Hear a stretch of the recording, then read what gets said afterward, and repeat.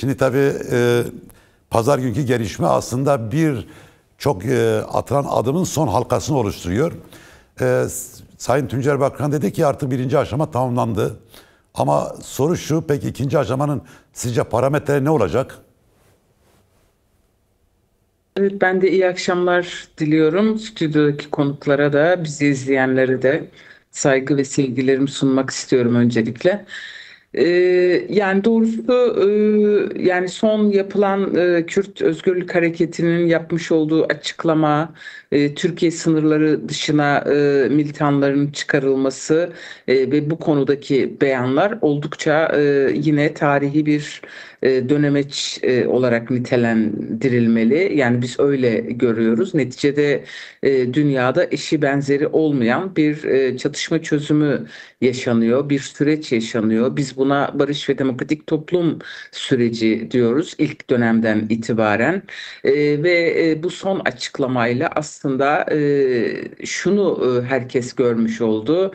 Kürt hareketi ve Sayın Öcalan üzerine düşen sorumluluğu, gereklerini fazlasıyla yerine getiriyor.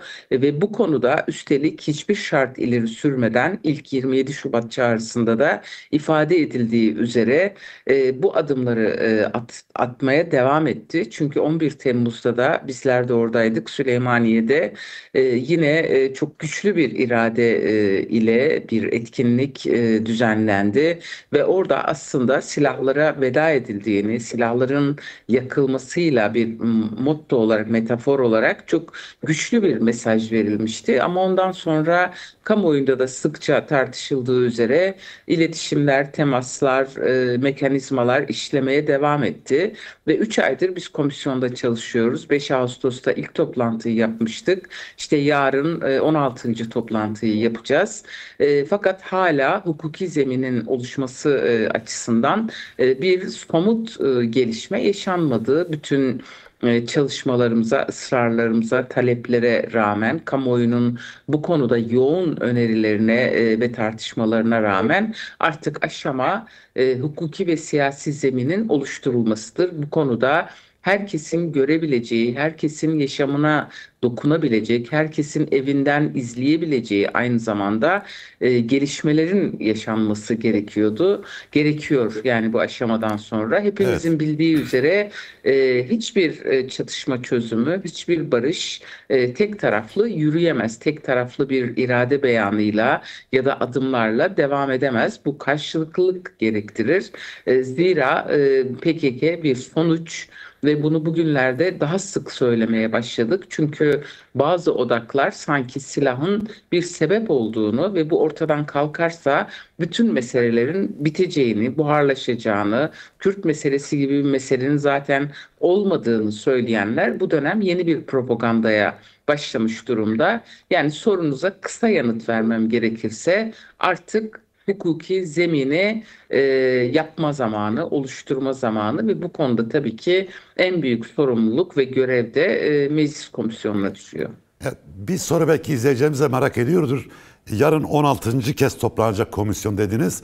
Bu son toplantı. Bundan sonra bir toplantı serisi var mı? Bir sınırı var mı bu toplantıların? Yoksa bir takvim oluştu mu artık? Ne zaman toplantılar sona erecek diye? Şöyle yarın Adalet Bakanı ve Dışişleri Bakanı'nı dinleyeceğiz. Sorularımızı da yönelteceğiz tabii sürece dair. Ama gelecek haftada MİT Başkanı'nın en az MİT Başkanı'nın olacağı bir toplantı daha olmasını bekliyoruz. Yani bu planlanmıştı. Normalde yarın 3 kişiyi dinleyecektik. Fakat programlar sebebiyle yarın sadece 2 bakanın geleceği bize iletildi resmi gündem olarak. Ama diğer kurumlardan, kişilerden, şahsiyetlerden yeni bir dinleme olmaması konusunda bir mutabakat var demek isterim. Çünkü biz uzun süredir yani 1-1,5 aydır artık dinlemelere bir nokta koymak gerektiğini, hatta dinlemeleri eğer yapacaksak da her gün toplantı yapmamız gerektiğini ısrarla savunduk. Fakat maalesef işte meclis başkanının başkanlık yapması, bazı gelişmeler, süreçler, mekanizmaların işleyişi, sizin de tahmin edebileceğiniz içeride ve dışarıdaki gelişmeler bugünlere kadar getirdi. Normalde biz Evet. 1 Ekim'den önce bir yasal adım atılması gerektiğini düşünüyorduk ama bugünlere kadar uzadı. Şimdi süreç başladığından bu yana en önemli mesele ve komisyon kurulduktan sonra daha çok da tartışılan, konuşulan konu şuydu. Yani Kürtlerin ve çözüm bekleyen barışseverlerin, hatta uluslararası bu meseleye ilgi duyanların en çok üzerine durduğu nokta şu: bu komisyon Kürt Halk Önderi Sayın Abdullah Öcalan'la bir görüşme yapacak mı yapmayacak mı diye. Bu konuda bir gelişme var mı? Bir netlik sağlandı mı? Yani bir uzlaşı, bir konsensüs söz konusu mu, yoksa hala bu tartışmaya, konuşmaya devam mı ediyor? Yani bizim açımızdan durum çok net. Mutlaka bu komisyondan bir heyetin İmralı Adası'na gidip Sayın Öcalan'la görüşmesi gerekiyor. Kendisini dinlemesi gerekiyor. E, Yani bu yeni bir düşünce değil bizim açımızdan. Doğrusu komisyonda da en çok konuştuğumuz konulardan biri bu aslında. Yani komisyon sadece tutanaklara yansıyan bölümü değil. Bunu önemli söylemek isterim. Toplantı aralarında, öncesinde, sonrasında, partiler arasında, milletvekilleri arasında hepimiz sonuçta bir temas halindeyiz, diyalog halindeyiz ve tabii ki meclis başkanıyla da bu defalarca konuşuldu. Yani sohbetlerimizde ya da konuşmalarımızda buna bir güçlü itirazın olmadığını ifade etmek istiyorum. Şüphesiz tek tek bazı isimler buna farklı şekillerde itiraz edebiliyorlar ama parti düzeyinde, genel başkanlar düzeyinde farklı açıklamalar yapıldı. Aslında bunun önünde bir engel kalmadı. Hele hele 26 Ekim açıklamasından sonra artık buna hiçbir hani karşı çıkışın olmaması gerektiği fikrimizi paylaşmak istiyorum. Ben yani önümüzde bir engel yok kanaatimi paylaşmak istiyorum. Hatta en kısa sürede artık adaya gitmemiz noktasında bir planlama yapılacağını öngörüyoruz. Muhtemelen gelecek hafta hani MİT Başkanı'nın dinlenmesinden sonra olabilir. Çünkü bu hafta için bu planlamada yok. Ama gelecek hafta için böyle bir şey bekleyebiliriz. Acaba yarınki Erdoğan-Dem heyeti görüşmesinde de bu gündeme gelir mi bu konu sizce? Yani bir varsayım olarak soruyorum sadece. Yani birçok mesele gibi bu da gündeme gelebilir tabii ki. Yani neticede süreç konuşulacak. Bu sürecin parametreleri nasıl ilerleyeceği, bunun nasıl inşa edileceği, buna ilişkin provokasyon uyarıları, enfeksiyon ihtimalinin varlığı, yani kendilerinin açıklamalarında da bunlar var. Neticede Sayın Öcalan da bu sürecin temel aktörü, baş aktörü ve 27 Şubat'tan sonra yani çağrısıyla birlikte bu sürecin bugünlere kadar devam etmesinde, yürümesinde, ete kemiğe bürünmesinde çok çok birinci derecede rol oynayan bir kişi. Bu yönüyle bu komisyonun kendisini dinlemeden bir rapor hazırlaması ya bir öneri paketi sunması kesinlikle söz konusu olamaz. Evet. Sayın Meral Danış Beştaş, tabii hukuk derken bazen bu yanlış anlaşılmış. Şimdi barış hukuku derken neyi kastediyoruz? Yani bir takım yasaların çıkmasını mı, yoksa yeni bir konsensüs, yeni bir anlayış, yeni bir uzlaşma mı kastediyoruz? Burada hukuksuz barış olmaz derken ne anlamamız gerekiyor sizce?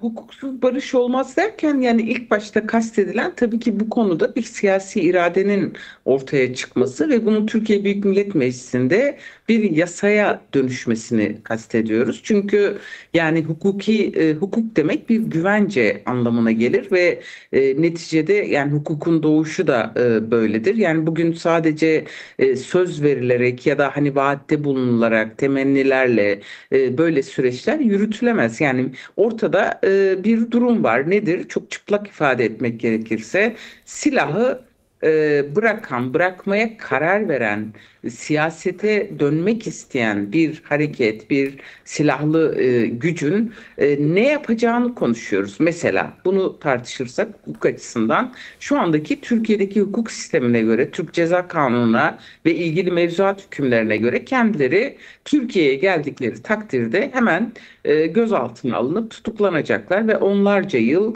daha fazla ya da cezayla cezalandırılacaklar ve cezaevine kapatılacaklar. Neticede barış bir teslim olma meselesi değil ve silah bırakma iradesi de bir teslim olma iradesi değil. Yani bu ilk dönemde şöyle çok tartışıldı. Bazı kalemler bilinçli bir şekilde bunu prezente etti. Yani sanki hani kanuna gerek yok. Zaten isterlerse gelirler. İşte 221. madde var Türk Ceza Kanunu'nda. Bunu komisyonda da konuştuk. Yani bir kere burada barışın hukukunu oluşturmak için bu silahlar nereye bırakılacak? Nasıl bırakılacak? Bu militanlar geldiklerinde siyasette nasıl görev alabilecekler mi? Önlerinde bir yasal engel olacak mı? Özgür olacaklar mı? Gibi birçok soruya yanıt vermesi lazım bu kanunun ve bu konuda ayrımsız olması gerekiyor. Bizim savunduğumuz tutum çok net bu konuda. Ayrımsız olmak, Neticede yani ayrımsız derken neyi kastediyorsunuz? Ayrımsız. ayrımsız olmak derken şu anda Türkiye medyasında çok yaygın bir tartışma var. İşte silah kullanan, kullanmayan, işte efendim eğitim alan, almayan, işte üst düzey yönetici olan, olmayan gibi çok farklı ayrımlar konuyor. Hatta sayılar paylaşılıyor. İşte şu kadar silahsız var, şu kadar silahlı var. Yani hakikaten akıllara ziyan bir tartışma yürüyor. Yani neticede bunu kastediyorum. Neticede yani mesela 11 Temmuz'da açıklamayı kim okudu?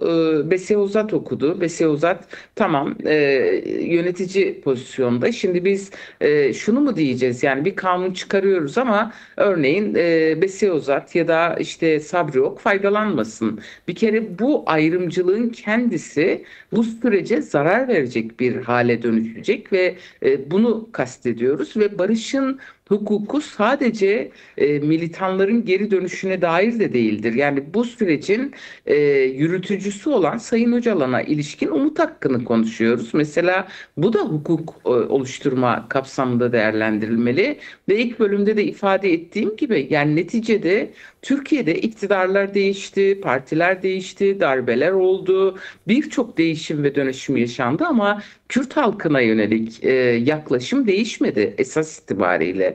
Ayrıntılarda farklılıklar olabilir ama Türkiye'deki hukuk sistemi Kürtleri hep dışarıda bıraktı. Hiçbir zaman kapsamadı. Yani her zaman kendisine karşı işlenen suçlarda cezasızlık politikası uygulandı ama kendisine atfedilen, kendilerince atfedilen fiillerde en ağır cezalarla cezalandırıldılar. Yani bu yönüyle de hukuk sisteminin aslında genel olarak elden geçirilmesi lazım. Çünkü ikili bir hukuk sistemi var. Ha bir anda bunların hepsinin çözülmeyeceğinin farkındayız. Ama acil meseleler var. İşte başta söylediğim iki konu dışında mesela terörle mücadele kanunu gibi ucube bir kanun var. Yani ne yaparsanız yapın tırnak içinde terörist olabilirsiniz. Yani bugün Türkiye'de terörist olup olmamak arasında çok ince bir sınır var. Hani iktidar isterse teröristsiniz, değilse değilsiniz. Herkesi terörist ilan edebilecek bir kanun yürürlükte. Bunun kaldırılması gerekiyor. Hala kayyımlar iş başında. Yani bugün Van ve Mardin'de büyükşehir belediyelerinde kayyımlar oturuyor. 10 belediyemizde kayyımlar oturuyor. Şimdi Türkiye'ye de yansıdı. 3 belediyede Batı'da var. Mesela yerel yönetimler yasasının mutlak surette düzenlenmesi tekrar değiştirilmesi gerekiyor. Ana dil gibi çok hayati varlık sebebini ifade eden bir meselemiz var ve bugün Kürtçe önündeki yasaklar hala devam ediyor. Tek bir satır Kürtçe dilekçe veremezsiniz. Resmi hiçbir kamusal alanda Kürtçe konuşamazsınız, yazamazsınız, dinlemezler. Yani hastanede bunlara dahil. Bu nedenle dil önündeki engellerin anayasa gerektirmeyen en azından bazı engellerin de kaldırılması gerekiyor. Yani ilk anda bunları sıralayabilirim. Ha, bunların aciliyeti, önem sırası şüphesiz bunları tartışırız ama neticede hani bu bir ayda, 3 ayda ya da bir yılda topyekün bir çözüm olmayabilir ama bu çözüme giden yolu açan hukuki Evet. adımları atmak durumundayız. Şimdi tabii en önemli başlık da şu. Bu süreç başladığından bu yana Sayın Öcalan da bunu 20 Şubat deklarasyonunda dile getirdi. Entegrasyon kavramı çok konuşuluyor. Tabii entegrasyon bir asimilasyon değil. Bunu herkes anlaması gerekiyor. Toplumların kendi varlıklarını, kendi doğuştan gelen haklarının kolektif olarak kabul edildiği bir ortaklaşma, bir bütünleşmeden bahsediyoruz. Şimdi bu entegrasyon yasaları çıkmazsa eğer, yani devlet kulağının üstüne yatmaya kalkarsa ne olur? Yani şöyle olumlu kurmayı tercih ederim. Çünkü hakikaten çok zor bir iş yapmaya çalışıyoruz hep birlikte. Ve Türkiye'de 10 yıllardır devam eden bir çatışma dönemi, hala arkadaşlarımızın cezaevinde rehin tutulduğu bir dönemeç, binlerce insanın, on binlerce insanın toprağa düştüğü bir meselenin çözümünde hepimizin hakikaten size atfen demiyorum, ben genel olarak bunu söylüyorum.